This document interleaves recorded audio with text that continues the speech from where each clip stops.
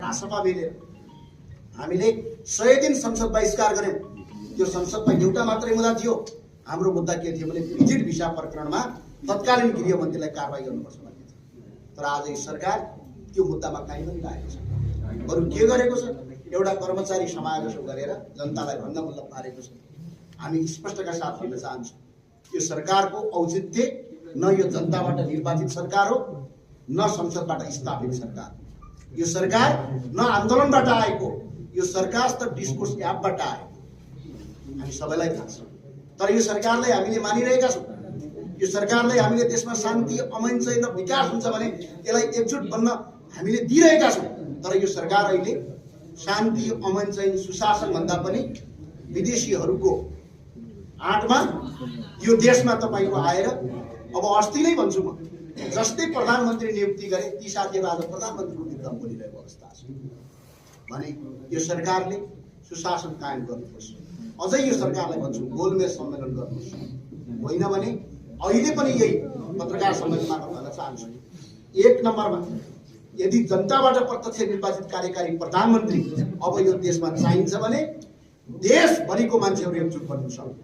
तपाईहरु अलग बनेर अब काम छैन। तपाईलाई धोका भयो।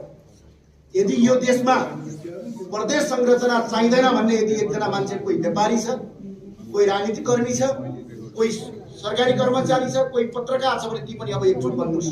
यहाँ ललिपप खुवाउन पाइँदैन। एकजुट बन्नुस्, प्रदेश संरचना खारेज गर्नुपर्छ। यो देशको प्रदेश संरचना हामी काट्न सक्दैनौँ। र अर्को कुरा, यो देशमा स्थानीय तह गैर दलीय चाहिएको छ हामीलाई। आज स्थानीय तह पार्टीका कार्यकर्ताले नेतृत्व गर्दा आज कांग्रेसले जित्यो भने अन्य पार्टीका मान्छेलाई पालिकाभित्र छिर्न पनि नदिने, एमाले जित्यो भने अरूलाई छिर्न नदिने, अन्य कुनै पार्टीले जित्यो भने अर्को पार्टीको मान्छेलाई, अर्को आस्था बोक्ने मान्छेलाई पालिकाभित्र छिर्न पनि नदिने परम्परा बसेको छ। त्यो भने स्थानीय तह गैर दलीय चाहिन्छ। आज अदालतमा अहिले पनि जाने भने झन्डै सर्वोच्च अदालतमा आज 88,047 मुद्दाहरू आज पेन्डिङ छन्। आज ती मुद्दाहरू फैसलाको चरणमा पुगेका छैनन्। तर आज सर्वोच्च अदालतदेखि लगेर संवैधानिक आयोगमा आज राजनीतिक नियुक्ति हुन्छ। त्यो भनेको नेपालको संविधानको धारा 284 र 153 ले व्यवस्था गरेको छ। त्यो धारा खारेज गर्ने पक्षमा यदि कोही छ यो देशमा भने अब एकजुट हुने बेला भएको छ। एकजुट गर्नु, त्यो खारेज गर्नै पर्छ।